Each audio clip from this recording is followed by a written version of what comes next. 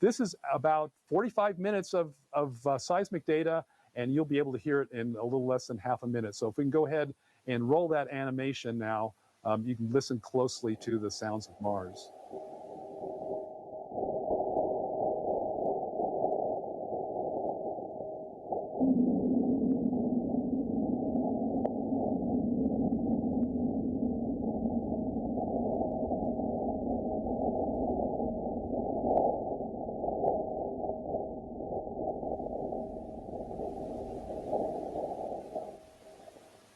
And what you've experienced there is the first bulge, and you can see in the image was the P wave coming in, the first wave that comes from any seismic event, and then the big bulge there is the S wave, and then buried in that is actually the surface wave.